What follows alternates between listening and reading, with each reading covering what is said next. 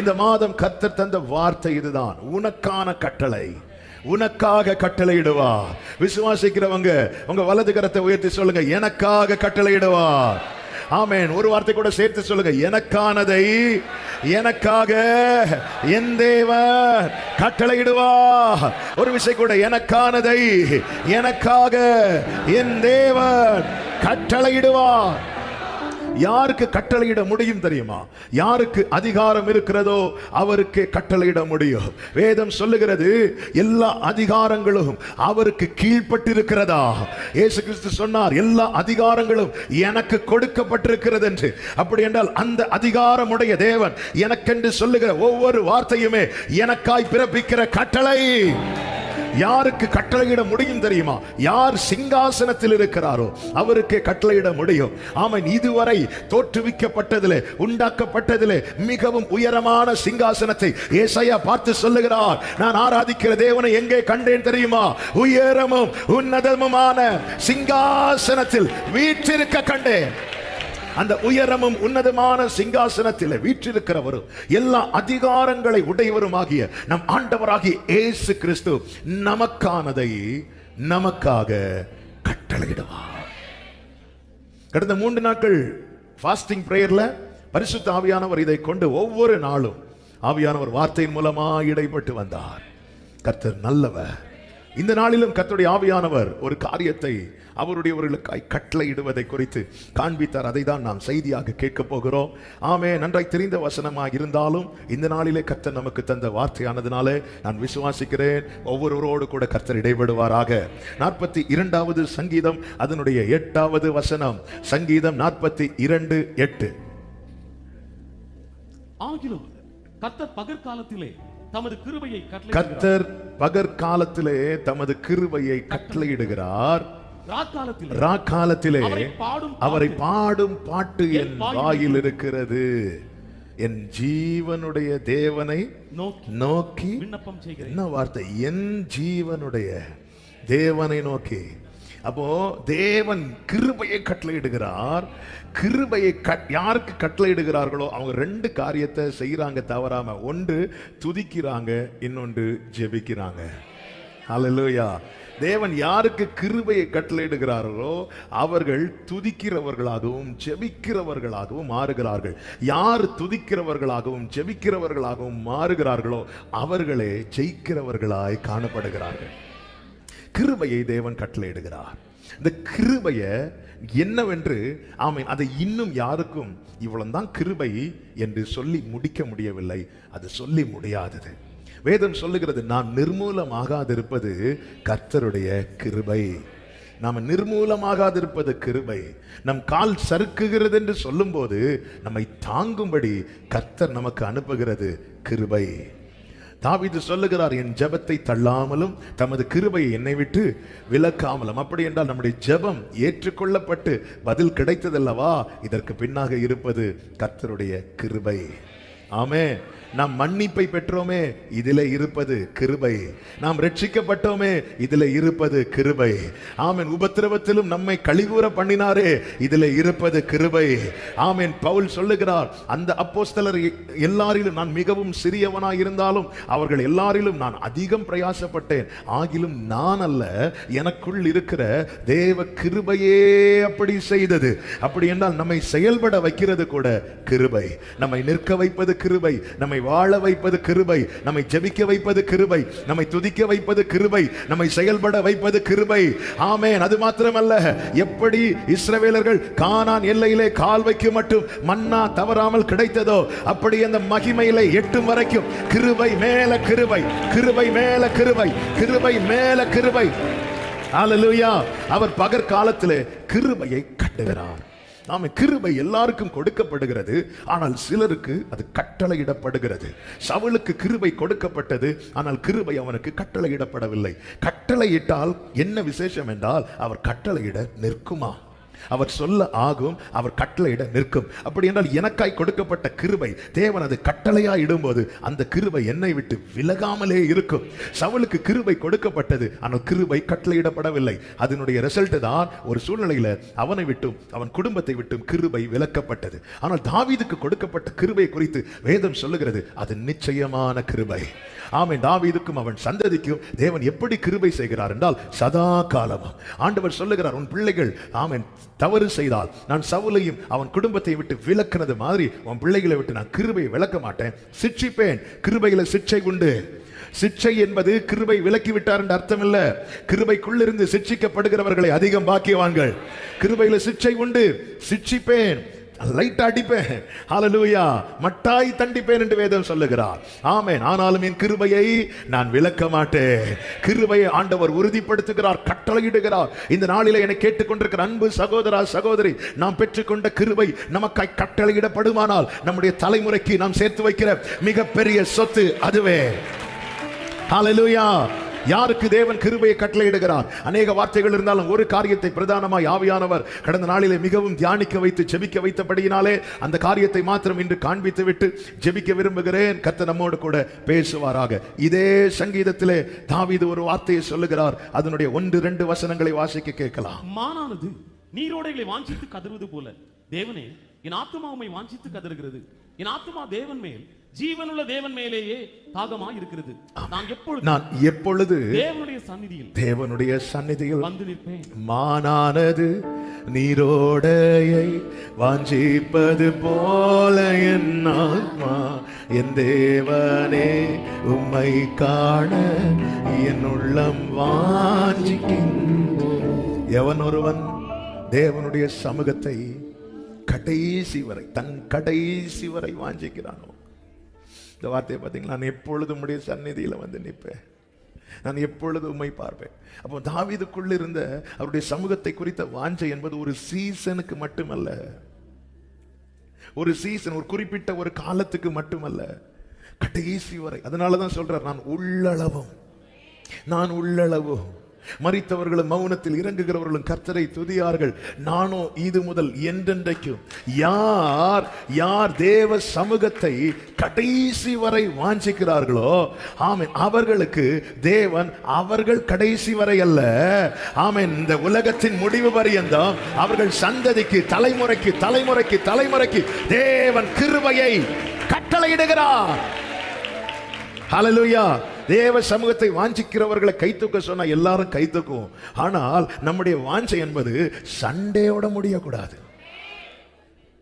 சண்டேலே நம்முடைய வாஞ்சை முடிஞ்சிட்டுன்னா சண்டை தான் அடுத்த நாள்.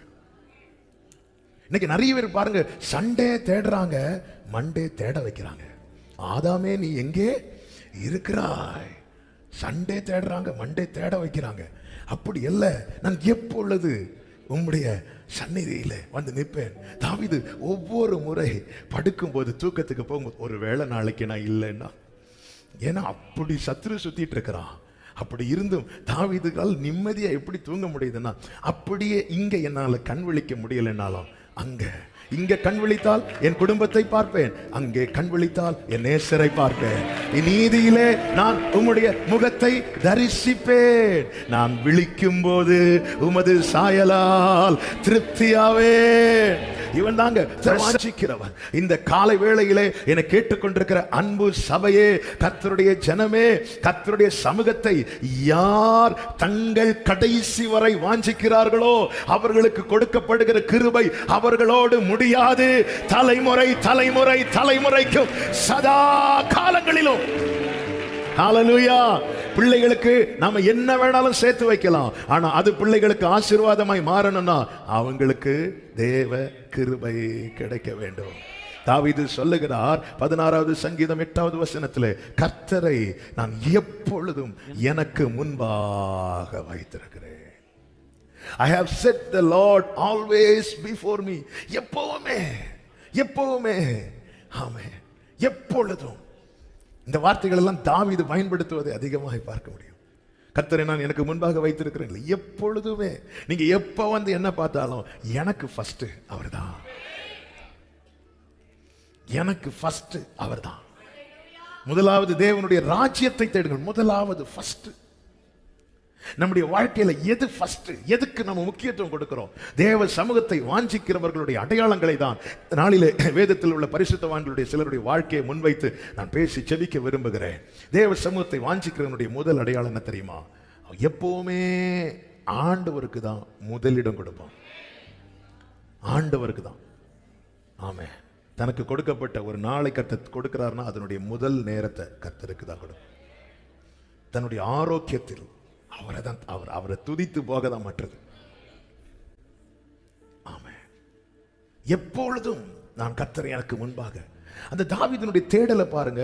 சங்கீதம் 27:4 ஒன்றை நான் கேட்டேன், அதையே நாடுவேன், உங்க மகிமையை பார்க்கணும். சங்கீதம் 63:2 இப்படி உம்முடைய பரிசுத்த ஸ்தலத்திலே உம்மை பார்க்க ஆசையாயிருந்து. ஹல்லேலூயா. ஆசையெல்லாம் நீதானையா, தேவையெல்லாம் நீதானையா, ஆசையெல்லாம் நீதானையா, தேவையெல்லாம் நீதானையா. ரட்சகரே ரட்சகரே இயேசுநாதா, தேவையெல்லாம் ரகமல ஜனரே இயேசுநாதா, தேவையெல்லாம். பிரியமான கர்த்தருடைய பிள்ளைகளே, தேவனை எப்பொழுதும் தேடுகிற இருதயம் நமக்கு இருக்கிறதா? அல்லது ஒரு தேவை வரும்போது நெருக்கத்தில் தேடுகிறவர்கள் சமூகத்தை வாஞ்சிக்கிறவர்கள் கிடையாது. அவர்கள் தேவையுள்ளவர்கள். நெருக்கத்தில் தேடுகிறவர்கள், வியாதியில தேடுகிறவர்கள், கஷ்டத்தில் தேடுகிறவர்கள், அதாவது ஒரு பிரச்சனை வரும்போது மட்டும் தேவனை தேடுகிறவர்கள் சமூகத்தை வாஞ்சிக்கிறவர்கள் கிடையாது. ஆமென். இஸ்ரவேலர்கள் எகிப்திலிருந்து பெருமூச்சு விட்டு அழுதது அவருடைய சமூகத்துக்காக அல்ல, அவர்களுடைய விடுதலைக்காக. தாவீது கதறினது தன்னுடைய விடுதலைக்காக அல்ல, அவருடைய சமூகத்துக்காக. ஏன் தாவீதுக்கு ஒரு பிரச்சனை இல்லையா? அதே சங்கீதத்தில் சொல்ற, ஏன் ஆத்துமாவை நீ ஏன் கலங்குற? 1000 பிரச்சனை இருக்கு, அவரால் அவனுக்கு ரட்சிப்பு வரும். உன் தேவன் எங்கே என்று கேட்கிறாங்க. பல பிரச்சனைகள் நடுவில் தான் தாவீது இருக்கிறார். அப்படி இருந்தும் தன்னுடைய முதல் தேவையாக இதே சங்கீதத்தில் எப்படி எதை முன்வைக்கிறார்னா, எப்படி ஒரு மான் அந்த நீரோடையை தேடி வாஞ்சித்து கதறுகிறதோ, அப்பா இத்தனை பிரச்சனைகள் இருந்தோ, இத்தனை தேவைகள் இருந்தோ, என்னுடைய ஆத்துமா உம்மேல் உம்மேல். ஹல்லேலூயா. நீங்க வேணும் ஆண்டவரே, நீங்க என் கூடவே இருக்கணும்பா. இதுதான் தாவீதுனுடைய அந்த ஏக்கம். ஏனென்றால் அவன் அதிகமாய் அப்பா என்று அழைத்தது அவர்கிட்டதான், அவரதான். அதிகமாய் தங்கி இருந்தது அவர் சமூகத்துல தான், அதிகமாய் பழகினது அவரோடு தான். அதனால தனிமை அதிகம் யார் வாழ்க்கையில் இருந்தது என்றால் தாவீதின் வாழ்க்கையில். ஆனாலும் அந்த தனிமையை அந்த தனிமை அவனை வாட்டாதபடிக்கு அவருடைய பிரசன்னத்தை அவன் சுமந்தவனாய், பிரசன்னத்தை கேரி பண்றவனா மாறிட்டான். தாவீது போய் நிக்கிற இடம்லாம் சம்திங், ஏதோ ஒன்று நடக்கும், ஏதோ ஒன்று நடக்கும். அதுதான் தேவ சமூகத்தை வாஞ்சிக்கிறவன். அவன்கிட்ட பட்டயம் வேண்டாம், அவனிடத்துல கேடகம் வேண்டாம், அவன்கிட்ட ஈட்டி வேண்டாம். ஆனா அவன் போய் நிக்கிற இடத்துல சம்திங் வில் ஹேப்பன், சில காரியங்கள் நடக்கும். அதான் பிரசன்னத்தை உடையவன். பவுல் போறாருங்க, போனதும் பேச ஆரம்பிச்சுட்டாங்க. இதை உலகத்தை கலக்குகிறவர்கள் நம்ம கிட்ட வராங்க. தேவ சமூகத்திலிருந்து நீங்க உங்க ஜெப அறையிலிருந்து நித்தம் அவருடைய சமூகத்தை நாடுகிறவர்களா இருப்பீர்கள். ஆனால் நீங்க வேலை பார்க்கிற இடத்துல சம்திங் நடக்கும். நீங்க போய் ஒரு ஃபங்க்ஷன் அட்டெண்ட் பண்ண போனா சிலது நடக்கும். நம்ம கூட இருக்கும்போது, நம்ம கூட நடக்கிறவங்க சொல்லணும், அவங்க கூட நடக்கும்போது இந்த பிரசன்ஸை ஃபீல் பண்றேன். ஹல்லேலூயா, ஹல்லேலூயா, ஹல்லேலூயா. தேவ சமூகத்தை அந்த அளவுக்கு வாஞ்சிக்கிறவன். அதனாலதான் தனக்கு இன்னும் வீடு கட்டல, ஆனாலும் கர்த்தருடைய வீட்டை குறித்து யோசிச்சுட்டு இருக்கிறான். ஆமே, நல்லா புரிஞ்சுக்கோங்க. ஆமே, நம்ம லவ் பண்ண ஆரம்பிச்சிட்டோம்னா அவர் லவ் பண்றதுல நம்ம கூட போட்டி போடுவார். ஆமே, பார்க்கலாமா நீயா நானு? ஆமே, கர்த்தருக்கு ஒரு வீட்டை கட்டணும்னு நினைக்கும் போது ஆண்டவர் பிளான் போட்டு அனுப்பிட்டார். கர்த்தர் உனக்கு ஒரு வீட்டை கட்டுவார். ஹல்லேலூயா. ஆமே, தேவன் கட்டளை எடுக்கிற கிருபை என்பது இதை யாருக்கு மாற்ற முடியாது. எத்தனை சூழ்நிலையில் அந்த கூடாரம் விழுந்தது, ஆனால் இது கர்த்தர் கட்டினபடினாலே இதை நான் திரும்ப எடுப்பேன். திரும்ப எடுப்பித்து நிறுத்துவேன். தேவன் கட்டளையிட்ட கிருபையை பாத்தீங்களா? கிருபை கட்டளையிட்டபடியினாலே விழுந்தாலும், சங்கீதத்திலே தாவீது சொல்கிற, நீதிமான் 1 2 3 அல்ல 7 முறை விழுந்தாலும் திரும்ப. அதான் கிருபையினுடைய விசேஷம். யாருக்கு இந்த கிருபை? சவுலுக்கு கட்டளையிடவில்லை. சவுலுக்கு எல்லாருக்கும் தான் கிருபை கிடைக்கிறது. அந்த கிருபை இல்லைன்னா யாருமே இந்த நாளை கண்டிருக்க மாட்டார்கள். ஆனால் அவருடைய சமூகத்தை வாஞ்சிக்கிறவர்களுக்கு அந்த கிருபை கட்டளையிடப்படுகிறது. அந்த அளவுக்கு சமூகத்தை வாஞ்சிக்கிறவன்.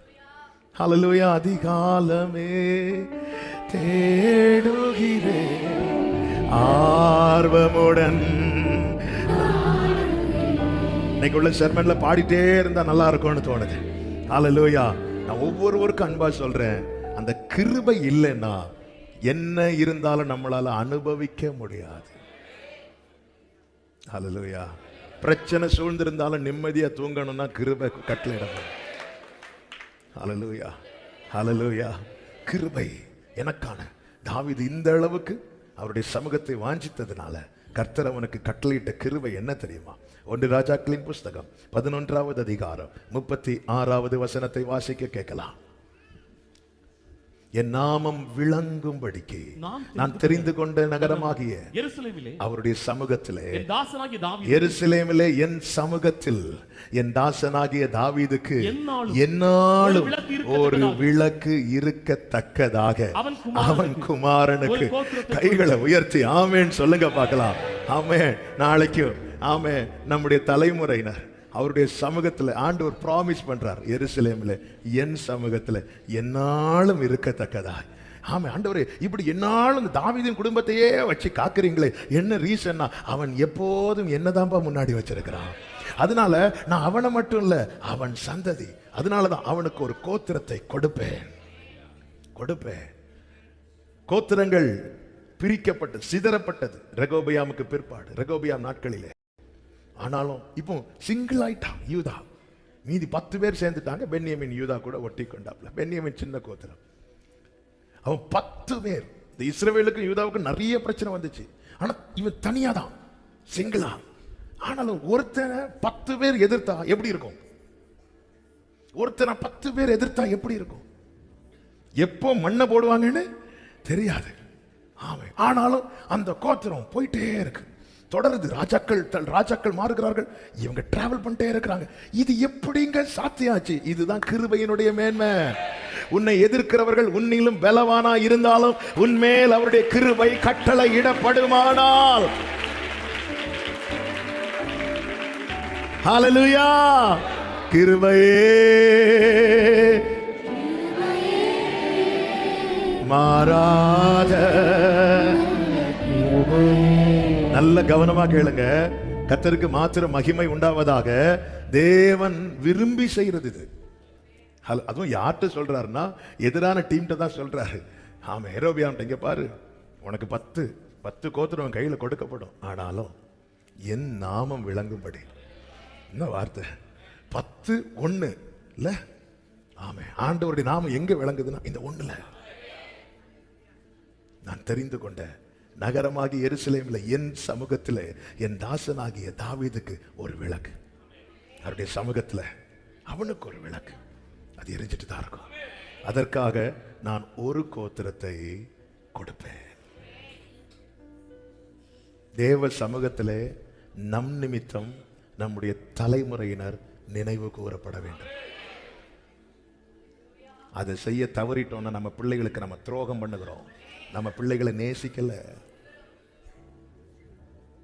தேவ சமூகத்தில் நம் நிமித்தம் நம்முடைய தலைமுறையினர் நினைவு கூறப்படவில்லை என்றால் நாம காட்டுற அன்பு தெரியுமா? பிள்ளைங்க கிட்ட அன்பு கட்டுறோம்ல, அதெல்லாம் போய். அதே நேரத்தில் தாவீது தன் பிள்ளைங்க நல்லா இருக்கணும்னு தேவனை தேடல. தாவீது தேவனையே அதை தேடிக்கொண்டே இருந்தான் கடைசி வரைக்கும் அந்த அளவுக்கு. அதனாலதான் சங்கீதம் 119 தாவீது சொல்ற, ஆண்டவருடைய நாமத்தை நேசிக்கிறவர்களுக்கு நீங்க ஒண்ணு செய்வீங்கல்ல, எனக்கு அது செஞ்சா போதும் ஆண்டவரே. உங்களை நேசிக்கிறவங்களுக்கு நீங்க ஏதோ செய்வீங்கல்ல, அந்த நியாயத்தை எனக்கு தாங்க.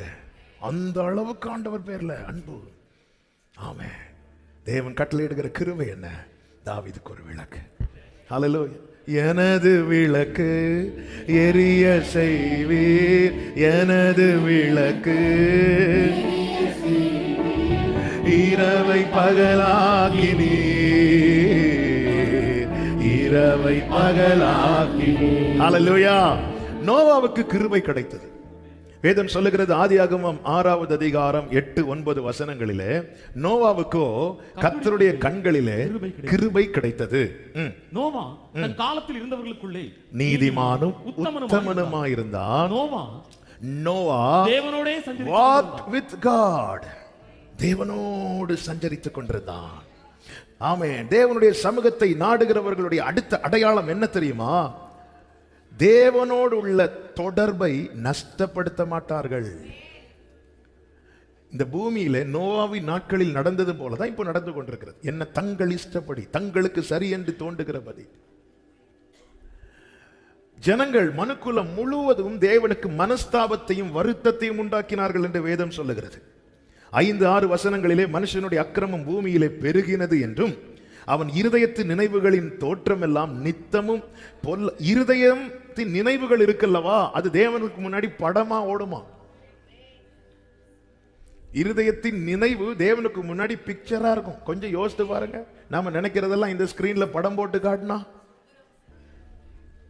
அடுத்த வாரத்திலிருந்து கண்டிப்பா ஒரு பெருங்கூட்டம் எடுத்துக்கொள்ளப்படுவதற்கு வாய்ப்பு இருக்கிறது. ஆமா, இந்த ஸ்கிரீன்ல நம்ம படத்தை காட்டினாலே, நம்ம நினைவெல்லாம் காட்டினால், அப்போ அவருடைய சமூகத்தில்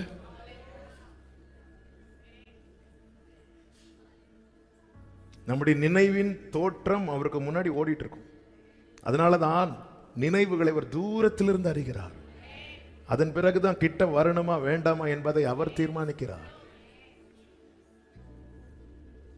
நம்ம நினைக்கிறதெல்லாம் ஏன்னா ஒயிட்டு போட்டதும் நம்ம அப்படி சிறகு கட்டி பறக்கிற பரிசுத்தம் நினைச்சிடக்கூடாது. ஹல்லேலூயா. நம்ம என்ன நினைக்கிறோம், இப்போ என்ன நினைச்சிட்டு இருக்கிறோம், எல்லாம் அவருக்கு முன்னாடி இப்படி பிக்சரா ஓடிட்டு இருக்கு. ஹல்லேலூயா. அதனாலதான் தாவீது சொல்ற, ஆண்டவரே உங்களுக்கு தெரியும் வேதனை உண்டாக்கும் வழி என்னிடத்தில் உண்டோ என்று பார்த்து, எனக்கு என் நினைவுகளை படமா பார்க்க தெரியல, ஆனா நீங்க பாக்குறீங்க, நீங்க பார்த்து நித்திய வழியில என்னை நடத்தும். நினைவின் தோற்றங்கள் பொல்லாததை என்று கர்த்தர் கண்டு, கர்த்தர் அதை பார்க்கிறார். நம்ம நினைக்கிறதெல்லாம் கர்த்தர் பார்த்துட்டு இருக்கிறார். அதனாலதான் ஆமென், பைபிள் சொல்லுது, லேயாள் அற்பமா எண்ணப்பட்டதை கண்டு பார்க்கிறார். வெளியே பிரைஸ்லாம் சிரிச்சுட்டு, நீ எல்லாம் சர்ச்சைக்கு பிரைஸ்லாம் நல்லா இருக்கீங்களா, நீ வெள்ளை போட்டதை நம்பிட்டே நினைச்சியா, பிரைஸ்லாம் கர்த்தர் கண்டு. ஆமென், பிரைஸ்லாம் ஹல்லேலூயா. ஆண்டவருக்கு என்ன ஆச்சுன்னா இருதயத்துக்கு விசனமாயிட்டு. அப்பொழுதுதான் ஒருவன் அந்த ஒருவனுக்கு தேவன் கட்டளையிட்ட கிருபைதான் பிற்பாடு இந்த தேசம் எங்கும் ஜனங்கள் பெருகினார்கள். தேவன் கட்டளையிடுகிற கிருபையை பார்த்தீங்களா? யார் அந்த ஒருவன்? யாருக்கு கிருபை கிடைத்தது? இவன் மற்றவர்களோடு கலவவில்லை. இன்னும் சொல்லணும்னா உலகத்தோடு ஒத்து போகணுங்கிறது தான் உலக வழக்கம். ஆனா இந்த நோவா தேவனோடு உள்ள தொடர்பை துண்டிக்கிற எந்த காரியமானாலும் சரி அதற்கு அவன் விலகி இருந்தான். தன்னை தேவனை விட்டு விலக்கும் காரியங்களை விட்டு எவன் ஒருவன் விலகி நடக்கிறானோ அவனே பிரசன்னத்தை வாஞ்சிக்கிறவன். இந்த விஷயம் என்ன ஆண்டவரை விட்டு பிரிக்கும்னா ஆமென், அதனால எனக்கு என்ன ஆதாயம் கிடைத்தாலும் அது எனக்கு நஷ்டம், அது எனக்கு குப்பை. ஆமென். நம்ம அதான் அவர் மன்னிப்பாரு, அவர் தான் மன்னிச்சிருவாரு. வேதம் என்ன சொல்லுகிறது? பழைய ஏற்பாட்டிலும் புதிய ஏற்பாட்டிலையும் இயேசு கிறிஸ்து அந்த வார்த்தையை எடுத்து சொன்னார், உன் தேவனாகிய கர்த்தரை பரீட்சை பாராதிருப்பாயாக. அதனாலதான் வேதம் சொல்லுகிறது, சத்தியத்தை அறியும் அறிவை அடைந்த பின்பு ஒருவன் மனப்பூர்வமாய் பாவம் செய்தார் அவன் இரத்தத்தை அவமதிக்கிறானா, அவர் சிந்தின இரத்தத்தை அவமதிக்கிறான். இது வேதம் நமக்கு காண்பிக்கிற எச்சரிக்கை.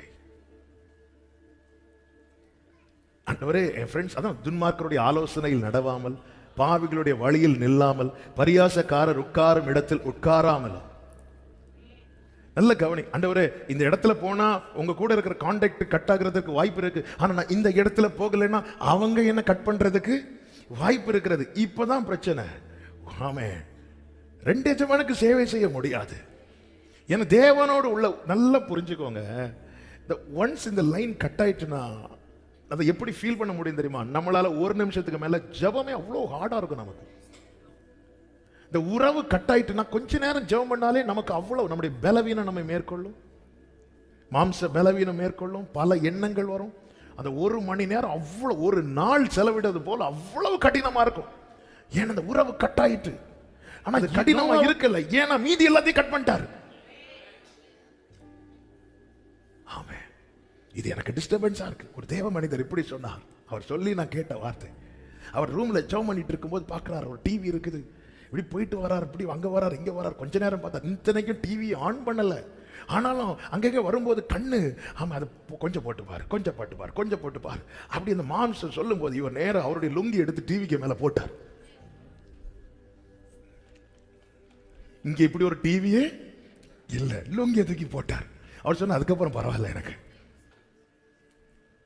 அதாவது அந்த உறவு கட்டாயிட்டுனா, உறவு கட்டாயிட்டுனா செத்துருவேன் ஆண்டவரே. இப்படி எவன் ஒருவன் நினைக்கிறானோ அவன் எதையும் கட் பண்ண துணிய மாட்டான். எனக்கு நீங்க தான்ப்பா, எனக்கு நீங்க தான் ஆண்டவரே. ஹல்லேலூயா. எங்கே ஓடுவே உங்க சமூகத்தை விட்டு, உம்மை விட்டு விட்டு எங்கும் ஓடி. நல்ல இன்னைக்கு அவங்க என்கிட்ட பேசல, இவங்க என்கிட்ட பேசலன்னா எவ்வளவு ஃபீல் பண்றோம். ஆண்டவரை எப்படி எல்லாம் ஃபீல் பண்ண வச்சிருக்கோம் தெரியுமா? தேவை, எனக்கு ஒரு தேவை இல்லைங்க. தேவை லிஸ்ட் இல்லாம எத்தனை பேருங்க தேவ சமூகத்துல போய் பிரசனத்துல இருந்திருக்கோம்? நம்ம லிஸ்டோட தானே போறோம். தேவை என்கிற பட்டியல் இல்லாமல் எத்தனை பேர் போய் உட்கார்ந்து இருக்கிறோம் தேவ சமூகத்துல? நம்முடைய ஆரம்பம் ஒரு நெருக்கம் இருந்துச்சு, வந்தோம், இது எல்லாம் ஆரம்பம் தான். ஆனா கடைசி வரை இதே நான் தொடருவேன் என்றால் நான் இன்னும் வளரவில்லையே. ஆமே, அப்பா உங்களை நேசிக்கணும்ப்பா, உங்களை பார்க்கணும் ஆண்டவரே, உங்க கூட பல காரணம். அவர் நம்மை மணவாட்டியாய் தெரிந்தெடுத்து இருக்கிறதை சபையை நீ ஏன் மறக்கிறாய்? ஹல்லேலூயா. தூதர்கள் எல்லாம் ஆசையா விட்டு பார்க்கறாங்க, யாருப்பா அந்த கூட்டம்? இது என்ன கூட்டம்? அப்பமும் மீனும் சாப்பிடும்படி தெரிந்தெடுத்த கூட்டமா நாம? இதற்காக அவ்வளவு கிரயம் கொடுக்கப்பட்டது. உதவாத நம்மிலே உறவானார் அல்லவா, பிள்ளைகள் என்கிற அதிகாரத்தை தந்தார் அல்லவா. எங்க ஆண்டவர்கிட்ட பேசாம, ஆண்டவர்கிட்ட பழகாம, ஆண்டவரோடு நடக்கிறாங்க, ஆண்டவரோடு நடக்கிறான். ஆமே, நமக்கு வெளிப்பட்ட கிருபையை மாதிரி நோவா காலத்துல வெளிப்பட்டுச்சா? இல்ல இல்ல. இன்னும் நோவாவுக்கு அவருடைய நாமம் கூட தெரியாது. நோவாவுக்கு தேவனுடைய நாமமே தெரியாது. அப்படி நாமம் ஆபிரகாம் காலத்துல வெளிப்படுத்தப்பட்டது, மோசே காலத்துல வெளிப்படுத்தப்பட்ட நோவாவுக்கு நாமம் கூட தெரியாது. எப்படி சொல்லி கூப்பிடணும்னு கூட தெரியாது. ஆனாலும் அந்த உறவை விடலவன். ஹல்லேலூயா. அவருடைய நாமம் என்ன என்று தெரியாதவனை உறவை விடாம உறுதியா இருக்கும்போது இயேசு என்கிற நாமம் கிருபையாய் நமக்கு கொடுக்கப்பட்டிருக்கிறது. நாம் பற்றி கொள்ளும்படி, நாம் நோக்கி கூப்பிடும்படிக்கு, நாம் ஆராதிக்கும்படிக்கு, நாம் தொழுது கொள்ளும்படிக்கு. ஹல்லேலூயா. இயேசு என்ற திருநாமத்திற்கு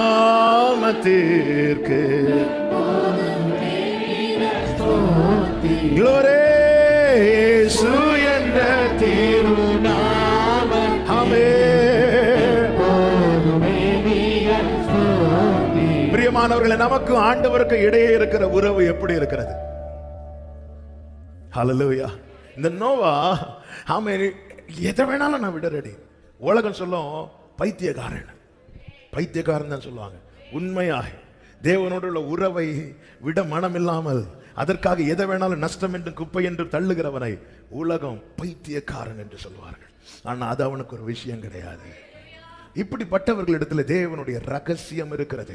அதன் அடையாளம் தான் வேதம் சொல்லுகிறது. எபிரேயர் 11வது அதிகாரம் அதனுடைய 7வது வசனத்தை வாசிக்க கேட்கலாம்.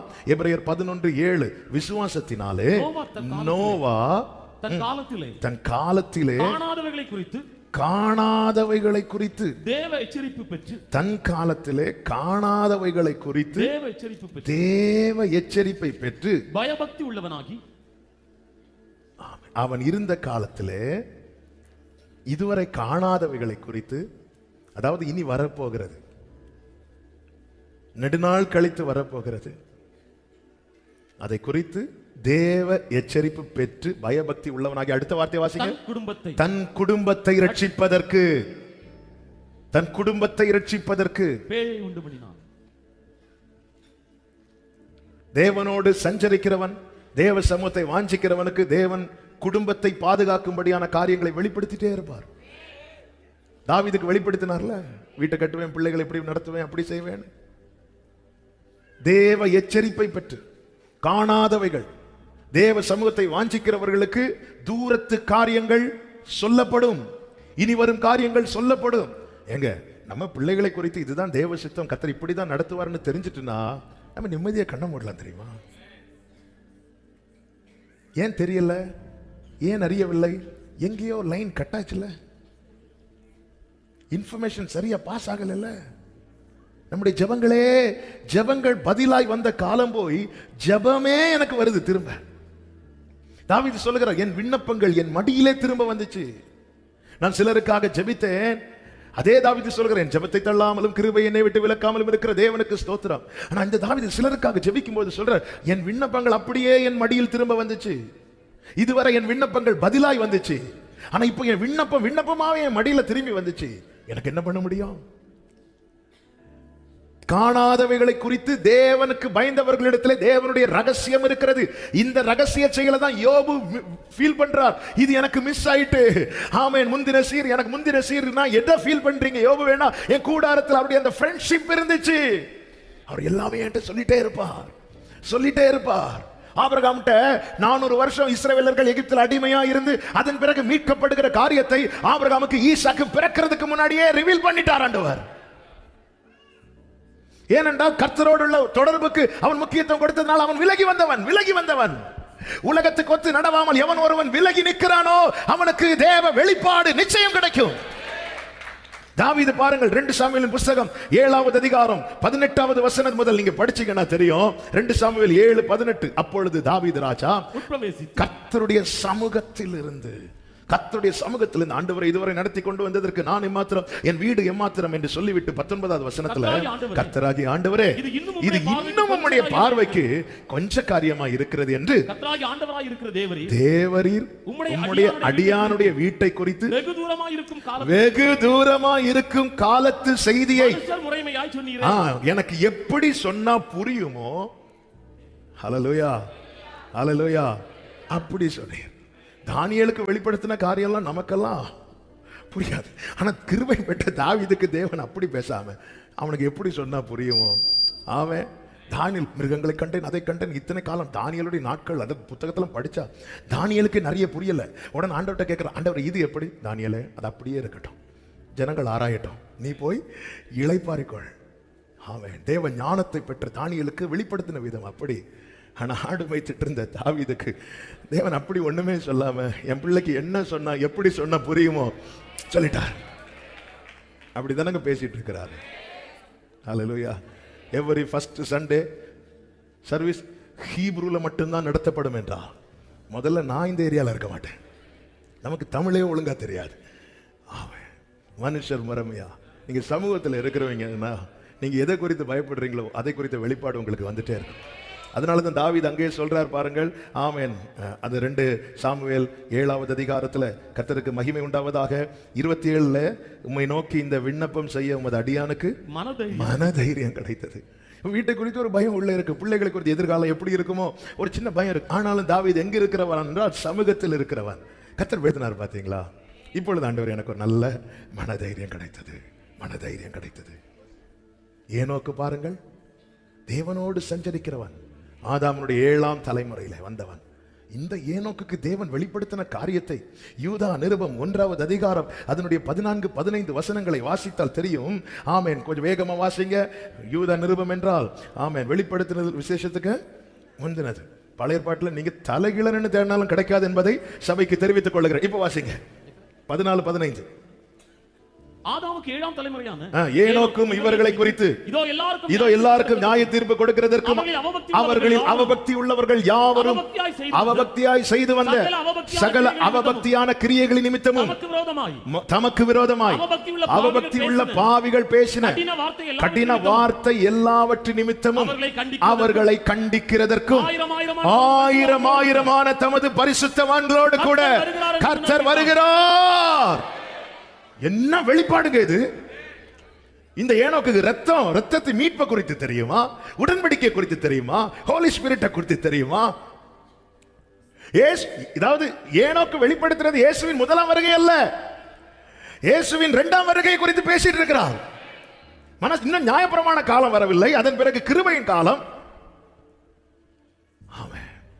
ஏனோக்கு அப்புறம் தான் ஆபிரகாம் வந்ததுக்கு அப்புறம் தான் வாக்குத்தத்தம். எல்லாமே வெளிப்படுவதற்கு முன்னமே தேவனோடு ஒருவன் தேவ சமூகத்தில் தேவனோடு சஞ்சரிக்கிறவனுக்கு தேவன் வெளிப்படுத்துகிற காரியங்களை பார்த்தீர்களா? நமக்கு அடுத்த செகண்ட குறித்து பயந்துட்டு இருக்கோம், நாளைய குறித்து கவலைப்பட்டு கொண்டிருக்கிறோம். ஆமென். இப்படி சத்தியத்தை எல்லாவற்றையும் நமக்கு தெரிவிக்கிற ஆமென் கர்த்தருடைய ஆவியானவர் ஆமென் நமக்குள் இருந்தும் ஏன் இன்னும் ஒண்ணுமே அறியாம இருக்கிறோம் தெரியுமா? உறவுல இல்ல, சண்டே சமூகத்தில், மண்டே மார்க்கெட்ல, ஞாயிற்றுக்கிழமை கர்த்தரோடு, திங்கக்கிழமை உலகத்தோடு.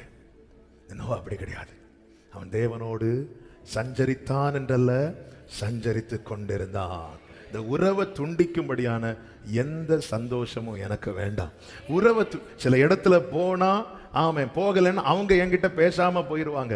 தேவனோடு உள்ள உறவை துண்டிக்க இந்த இடத்துல போய் இந்த காரியத்துல நான் இன்வால்வ் ஆனா, இந்த விஷயத்துல நான் கலந்து கொண்டா எனக்கும் ஆண்டவருக்கு இடையே இருக்கிற உறவு துண்டிக்கப்படுமானால் ஆமென் நான் அது செய்யக்கூடாது, செய்ய மாட்டேன். அதனால 4 பேர் என்ன பகைச்சாலும் ஐ டோன்ட் கேர். எனக்கு ஜீவனை தந்த அவர் தான் முக்கியம். இது மற்றவர்களுக்கு தெரியாது, ஆனா நமக்கு தெரியணும். நாம வெறும் கொடிதான். தேவனோடு உள்ள உறவு இல்லைன்னா இந்த கொடி ஒண்ணுமே கிடையாது. ஆமே ஆண்டவர் பாத்தீங்களா, நோவாவே இப்படி பேழையை கட்டிரு, இந்த அகலம், இந்த நீளம், இந்த வீதியில நீ கட்டிரு, பெரிய பிரச்சனை வரப்போகுது. தேவ எச்சரிப்பை பெற்று ஆமே கர்த்தர் பேழை கட்டி முடிச்சதும் ஹல்லேலூயா, நோவாவின் முழு குடும்பம் அந்த பேழைக்குள்ள சஞ்சரிக்கிறவன ஆண்டவர் சமாதானத்தோட. ஒரு பிள்ளை அந்த பேழைக்கு வெளியே அல்லது பிள்ளைங்க வெளியே, நோவா மனைவி மட்டும் உள்ள இருந்தா சந்தோஷமா இருப்பாங்கன்னு நினைக்கிறீங்களா? இல்ல. தேவனோடு சஞ்சரிக்கிறவனுக்கு மனசு எதை விரும்புது, எதுக்கு ஏங்குதுன்னு அவருக்கு தெரியும். அதுக்கு அதான் நோவாவுக்கோ கிருபை கிடைச்சது கர்த்தருடைய கண்கள்ல. ஆனா அந்த கிருபையை அனுபவித்தது நோவா மட்டும் இல்ல, நோவாவின் முழு குடும்பம். தேவனோடு சஞ்சரிக்கிற அனுபவம் என்பது எவ்வளவு மேன்மையானது தெரியுமா? மாம்சமாகிய திரையை கிழித்து நமக்கு அப்படி ஒரு மார்க்கத்தை தேவன் உண்டு பண்ணி இருக்கிறார். கர்த்தருக்கு மகிமை உண்டாவதாக. தேவ பிள்ளைகளே, நீங்கள் தேவ சமூகத்தை நித்தம் வாஞ்சிப்பீர்களே, ஆனால் இதே போல கிருபையை கர்த்தர் கட்டளையிடுவார். அதன் அடையாளம் என்ன தெரியுமா? கர்த்தர் வரும் காரியங்களை நமக்கு வெளிப்படுத்துவார். அழகா வெளிப்படுத்துவாருங்க. மனுஷர் முறைமையால் சொல்லுவாருங்க. அவன் பிள்ளைக்கு சொல்லி கொடுக்கறது மாதிரி கூட இருந்து சொல்லி தருவாருங்க. எவ்வளவு நல்ல தேவன் தெரியுமா? அவர் அவர் அவர் ரெடியா இருக்கிறாருங்க. அவர் வெயிட் பண்ணிட்டே இருக்கிறார். ஆமே, நீ எப்பப்பா என்கிட்ட வருவ? எப்படி அந்த இளையகுமாரன் திரும்பி வரும்போது தூரத்திலே கண்டு ஓடி போய் அணைத்து கொண்ட தகப்பனை போல அவர் வெயிட் பண்ணிட்டே இருக்கிறார். நீ ஜஸ்ட் திரும்பினாலே போதும், மீதி நான் பார்த்துக்கிறேன். அந்த பிரச்சனத்துக்குள்ள உன்னை நான் இழுத்துட்டு போயிடுவேன். ஆமா, இந்த நாளில நமக்கு இன்னைக்கு பாயிண்ட்ஸ் எல்லாம் சொல்லல உங்களுக்கு. ஆமே, கர்த்தர் தந்த ரேமா. கர்த்தர் எதிர்பார்க்கிறது வாலிபர்களுக்கு சொல்லுகிறேன். ஆமே, எதன் மேல உங்க இருதயம் பற்றுதலா இருக்கிறது? உங்க வாழ்க்கை பிரகாசமா இருக்கணுமா? இதுதான் உங்க ஃபியூச்சர்ங்கிற நிச்சயத்தோட முன் செல்லணுமா? நீங்க சமூகத்தை நாடுங்க, சமூகத்தை வாஞ்சிங்க. பாருங்க, யோசுவா கர்த்தருடைய ஆசரிப்பு கூடாரத்தை விட்டு பிரியாதிருந்தான் என்று வேதம் சொல்லுகிறது. அதனுடைய ரிசல்ட் என்ன தெரியுமா? அத்தனை கண்கள் காண அத்தனை பேருக்கு முன்னாடி கர்த்தர் மோசையை கொண்டு யோசுவாவை பார்த்து பேசுறார். யோசுவாவே, உன் ஃபியூச்சர் இதுதான். நீ இந்த ஜனங்களை நடத்தி கொண்டு போவ, நீ இந்த ஜனங்களை நடத்தி கொண்டு போவ. கர்த்தர் மோசையோடு இருந்தது போல உன்னோடும் இருப்பார். இந்த நிச்சயத்தை பெற்றுக்கொள்ள காரணம் என்ன தெரியுமா? இப்படி ஒரு உறுதியை பெற்றுக்கொள்ள காரணம் என்ன தெரியுமா? அவன் தேவ சமூகத்தை விட்டு பிரியாதிருந்தான். ஆமாம், இதற்காக எதை விட்டு விலகணுமோ அதை விட்டு விலகணும். ஆமாம், தேவனோடு உள்ள உறவை துண்டிக்கிற காரியத்தை விட்டு எவன் ஒருவன் விலகி நிற்கிறானோ அவனுக்கு பரலோக வெளிப்பாடு நிச்சயம் உண்டு. அந்த வெளிப்பாடுங்கிறது சாதாரண வெளிப்பாடு கிடையாது. அதனாலதான் ஏனோக்கை எடுத்து வைத்து பேசினது. ஏனோக்குக்கு வெளிப்படுத்தப்பட்ட காரியத்தை பார்த்தீர்களா? ஆமா, இன்னைக்கு அநேகர் என்னன்னா, ஒரு காரியம் நடக்கிறது வர விழுந்து கிடந்துருவாங்க சர்ச்சில். அந்த காரியம் சக்சஸ் ஆனதுக்கு அப்புறம் ஃபார்மாலிட்டிக்கு வந்துட்டு போன, அவ்வளவுதான். அது வரைக்கும் இரவு பகல் கிடையாது. ஆமே, நான் மீண்டும் சொல்லுகிறேன், ஒரு காரியம் வாய்க்கப்படுவதற்காக தேவ சமூகத்தில் வருகிறோம் இல்ல, இது வாஞ்சையில வர்றது கிடையாது, இது தேவையினால வருகிறது. வாஞ்சையினால வருகிறது என்பது, ஆமா, அந்த காரியம் நடந்தாலும் அந்த காரியம் வாய்க்கப்பட்டாலும், ஆண்டவரே எனக்கு இன்னும் தாகம் தீரல ஆண்டவரே எனக்கு. அதான் நோவா தேவனோடு சஞ்சரித்து கொண்டிருந்தான். ஏனோக்கு தேவனோடு சஞ்சரித்து கொண்டே இருந்தான். ஆமா, இன்னும் 2 பேர் வேகமா சொல்லி செபிக்கிறேன். ஆபிரகாமை பாருங்கள். ஆதியாகமம் 18வது அதிகாரம் அதனுடைய 1, 2, 3 வசனங்களிலே, ஆமென், பகலில், ஆமென், கர்த்தர் மம்ரேயின் சமபூமியில் அவனுக்கு தரிசனமானார். உஷ்ண வேளையில் கூடார வாசலிலே உட்கார்ந்து தன் கண்களை ஏறெடுத்து பார்க்கிறான். ஆமென். பிரசன்னத்தை வாஞ்சிக்கிறவனுடைய அடையாளத்தை பார்த்தீர்களா? அவன் எப்பவுமே அந்த ஏக்கத்தோட பார்த்துட்டு இருப்பான். அவன் வேலைக்கு போயிட்டு, பிள்ளைங்க ஸ்கூலுக்கு போயிட்டு வீட்டுக்கு வரும்போது, புருஷன் வேலைக்கு போயிட்டு வரும்போது ஏக்கத்தோடு வீட்டில் இருக்கிறவங்க பார்த்துட்டு இருக்கிறது மாதிரி அவன் கூடார வாசலுடைய உட்காந்து பகலின் உஷ்ண வேளையிலே நல்லா தூங்குற வேலை சாப்பிட்டுட்டு அப்படி ஏக்கத்தோடு. ஆமென். அதனால தான் பவுல் சொல்லுகிறார், நாங்கள் காணாதவைகளை நோக்கி இருக்கிறோம். காணாதவைகளை நோக்கி இருக்கிற நமக்கு அதி சீக்கிரத்தில் நீங்கும் இந்த நாங்க ஏக்கத்தோடு. அப்படி ஆபிரகாம் அப்படி உட்கார்ந்துட்டார், அப்படி ஏக்கத்தோடு.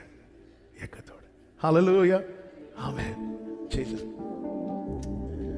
எப்போ வருவீர் என் இயேசுவே, ஏங்கி உள்ளம் உம்மை.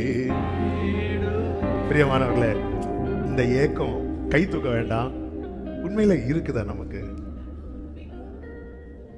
நமக்குள்ள ஏக்கம் இருக்கும். என்ன ஏக்கம்னா, இன்னும் நடக்கலையே, இன்னும் கிடைக்கலையே, இந்த வருஷம் இப்படிதானா, இந்த ஏக்கம் தானே இருக்கு. ஆபிரகாமின் ஏக்கம் பார்த்தீங்களா? அதனாலதான் பைபிள் சொல்லு, தூரத்திலே அவைகளை கண்டு, அடுத்த வார்த்தை நம்பி, அடுத்த வார்த்தை அணைத்துக் கொண்டு. ஆண்டவர் சாட்சி கொடுக்கிறார். ஆபிரகாம் என்னுடைய நாளை காண ஆசையா இருந்தவனுக்கு தம்மை வெளுத்தாம நம்ம மேல ஆசை வச்சு நமக்கு வெளிப்படுத்தினார். பார்த்தீங்களா? ஆமென். அந்த ஏக்கம், பிரசனத்தை வாஞ்சிக்கிறவன் ஏக்கத்தோட தான் எழும்புவான். ஆமென். அந்த ஏக்கம் கர்த்தர் அங்கே அவனுக்கு தரிசனமாகும் போது 2வது வசனத்தில் சொல்லப்பட்டிருக்கிறது, வாசிகள். எடுத்து பார்க்கும்போது இந்த 3 புருஷர் அவன் எதிர்கொண்டு அவர்களை கண்டவுடனே அவன் கூடார வாசலில் அவர்களுக்கு எதிர்கொண்டு ஓடி. பிரசன்னத்தை வாஞ்சிக்கிறவன் தாமதிக்க மாட்டான். ஒரு 3 பாட்டு முடியட்டும், தாமதிக்க மாட்டான். வர்ஷிப் எல்லாம் முடியட்டும், தாமதிக்க மாட்டான். பிரசன்னத்தை வாஞ்சிக்கிறவன் தாமதிக்க மாட்டான். ஆபிரகாமுக்கு வயசு என்ன? 99. அவன் தாமதிக்க மாட்டான். அவன் கண்ட உடனே ஓடி வருவான், வேகமா. 3வது அவனுடைய வார்த்தையை பாருங்கள். 3வது வசனம், உம்முடைய கண்களில் எனக்கு கிருபை கிடைத்ததானால் நீர் உமது அடியானை விட்டு கடந்து போக வேண்டாம். என்னை விட்டு போயிடாதீங்க. ஆமென். ஹல்லேலூயா. நம்ம எல்லாம் யாக்கோபா தான் இருக்கிறோம். என்ன யாக்கோபா? ஆண்டவரே என்னை ஆசீர்வதிக்காம போயிடாதீங்க. ஆமென். ஹல்லேலூயா. ஆமென். அதனால தான் ஆண்டவர் யாக்கோபின் சந்ததி என்று வைக்காமல் ஆபிரகாமின் சந்ததின்னு வச்சுட்டார். பிள்ளைங்க அப்படி இப்படி இருப்பாங்க. ஹல்லேலூயா. ஆமென். ஆபிரகாம் சொல்றாரு, நீங்க எனக்கு தராம போயிடாதீங்கன்னு சொல்லல, நீங்க உட்காருங்க, உங்களுக்கு செய்ய வேண்டியதை நான் செய்யறேன். ஆபிரகாம் ஆண்டவரை உட்கார வச்சுட்டான். நமக்குள்ள ஏக்கம் இருக்குமானால், நமக்குள்ளே தேடல் இருக்குமானா, நாம் இருப்பது கூடாரமா இருந்தாலும் உட்கார வைக்கிறதுக்கு வீட்டுல ரூம் கூட கிடையாது, மரத்தடியில. ஆமா, நீங்க 10க்கு 10 ரூம்ல தான், ஆமா, ஒரே சிங்கிள் ரூம்ல தான் இருக்கிறீங்க. இன்னொரு கெஸ்ட் வந்தா போடுறதுக்கு உங்களுக்கு சேர் கூட இல்லைன்னாலும் உங்களுடைய இருதயமும் உங்களுடைய பார்வையும் அவரை தேடுமானால் அவர் பங்களால எல்லாம் வரமாட்டார். தேவனை தேடாத பங்களாவிலையும் தேவனை தேடாத ஆலயத்திலையும் கர்த்தர் இருக்க மாட்டார். தேவனை தேடுகிற கூடாரத்தில், தேவனை தேடுகிற குடிசையில ஆண்டவர் வந்து உட்கார்றார். பாருங்க, இந்த ஆபிரகாமுக்கு கர்த்தர் பாராட்டின கிருபை என்ன தெரியுமா? லூக்கா 1வது அதிகாரம் அதனுடைய 54, 55 வசனங்களில் இப்படி சொல்லப்பட்டிருக்கிறது. லூக்கா 1வது அதிகாரம் 54, 55 வசனங்கள். நம்முடைய பிதாக்களுக்கு அவர் சொன்னபடியே ஆபிரகாமுக்கும் அவன் சந்ததிக்கும் என்றென்றைக்கும் இரக்கம் செய்ய நினைத்து தம்முடைய தாசனாகிய இஸ்ரவேலை தலைமுறை ஆதரிக்கிறார். ஈசா கிட்ட யாக்கோபு கிட்ட எல்லாம் சொல்லும்போது அவரை நினைச்சு, ஆபிரகாமை நினைச்சு, ஆபிரகாமோட பண்ண உடன்படிக்கை நினைத்து, எவ்வளவு பாக்கியம், எவ்வளவு மேன்மை. பிரியமானவர்களே, இந்த ஏக்கம் மட்டும் வற்றவே கூடாது. இந்த ஏக்கம் நமக்குள்ள குறையவே கூடாது. நம்ம கையில மட்டும் ஆண்டவர் இப்ப கிடைச்சிருந்தா கேட்போமே கேள்வி. இத்தனை வருஷம் ஆச்சு, எத்தனை நியூ இயர் 12 மணிக்கு கை தட்டி வாக்குத்தத்தத்தை வாங்கணும், சுத்தி காடெல்லாம் உருவணும். நீங்க இதுவரை செய்யாம கரெக்டா மாட்டிட்டீங்க. என்னை ஆசீர்வதிக்காமல் ஒழிய நான் உங்களை அப்படி இல்லை. ஆண்டவர் என்னை விட்டு கடந்து போயிடாதீங்க, என்னை விட்டு போயிடாதீங்க. 99 வயசு தாத்தா ஏக்கத்தை பார்த்தீங்களா? ஐ நீட் யூ ஜீசஸ், எனக்கு நீங்க வேணும். பிரசனத்தை வாஞ்சிக்கிறவர்களுடைய அடையாளம். அவங்கள பார்த்தாலே தெரியும், அவங்க ஏக்கத்தோடவே இருப்பாங்க, ஏக்கத்தோடவே இருப்பாங்க. அவங்க கூட கொஞ்ச நேரம் பேசினாலே தெரியும், அவங்க அந்த ஏக்கத்தோடு இருப்பாங்க. அந்த ஏக்கம். ஹல்லேலூயா, ஆமென். நம்ம ஏக்கத்தோடு இருக்கிறோமோ இல்லையோ, தூக்கத்தோடு அநேகர் இருக்கிறீங்க. ஆமென். இந்த ஏக்கம் இல்லைன்னா ஏங்க செய்யறதெல்லாம் செய்வாருங்க. எனக்கு நீங்க என்ன விட்டு போயிடாதீங்க. உனக்கு என்ன வேணும்? எனக்கு நீங்க வேணும். என்ன ஏக்கங்க. ஹல்லேலூயா. இந்த ஆண்டவர் என்ன சொல்றார் தெரியுமா? நான் செய்ய போகிறதை ஆபிரகாமுக்கு மறைப்பேனோ. ஹல்லேலூயா. மோசேக்கு கர்த்தருடைய கண்களில் கிருபை கிடைத்தது. காரணம், அவன் பிரசன்னத்தை வாஞ்சிக்கிறவன். அதன் அடையாளம் தான் யாத்திராகமம் 33வது அதிகாரம் அதனுடைய 15வது வசனம். யாத்திராகமம் 33:15. அப்பொழுது அவன் அவரை நோக்கி, உம்முடைய சமூகம் என்னோட கூட செல்லாமற் போனால் எங்களை இவ்விடத்திலிருந்து கொண்டு போகாதிரும். உறுதியா இருக்கிறார். எனக்கு நீங்க தான் வேணும், நீங்க கூட வந்தே ஆகணும். பிரசனத்தை வாஞ்சிக்கிறவன் அவர் இல்லாமல் ஒரு ஸ்டெப் எடுத்து வைக்க மாட்டான். இந்த இடத்துல போனா கர்த்தர் வரமாட்டார், இந்த காரியத்துக்கு போனா தேவன் நிச்சயமா இருக்க மாட்டார்னு அந்த காரியத்தை ஆண்டவர் பாருங்க. ஆண்டவர் சொல்ல, என் சமூகம் உனக்கு முன்பாக செல்லும், நான் உனக்கு இளைப்பாறுதலை தருவேன். என்ன ஆஃபர் வைக்கிறார்? இல்ல, நீங்க என் கூட வந்தீங்கன்னா மட்டும் என்னை கூட்டிட்டு போங்க. நான் வரமாட்டேன்ப்பா, ஆனா உனக்கு இந்த காரியத்தை நான் உண்மை உள்ளவரா இருக்கிறேன், நான் உனக்கு சொல்லிட்டேன், அதனால உனக்கு நான் இந்த காரியத்தை செய்யறேன்னு சொன்னா நாம ஆமேன் போட்டுட்டு போயிருவோம். பரவாயில்ல ஆண்டவர், நீங்க ரொம்ப பிஸி, நீங்க வரணும்னு கூட இல்ல, நீங்க 2 தூதனை சொல்லி அனுப்பினாலாவது. மோசே பாத்தீங்களா? இல்ல, நீங்க வரலன்னா நான் ஒரு ஸ்டெப் கூட எடுத்து வைக்க மாட்டேன். ஹல்லேலூயா. நீங்க வரலன்னா இதுதாங்க இந்த வாஞ்சிக்கிறவன் அந்த அளவுக்கு ஆண்டவருடைய தீர்மானத்தையே மாற்ற வச்சுட்டார். பாத்தீங்களா? அதான் பிரசன்னத்தை வாஞ்சிக்கிறவனுடைய மேன். ஆண்டவர் சொல்லிட்டார், சரிப்பா, நான் உன்னோடு இருந்து செய்யும் காரியம். முதல்ல என்ன சொன்னார்? நான் உனக்கு முன்னாடி போறேன்.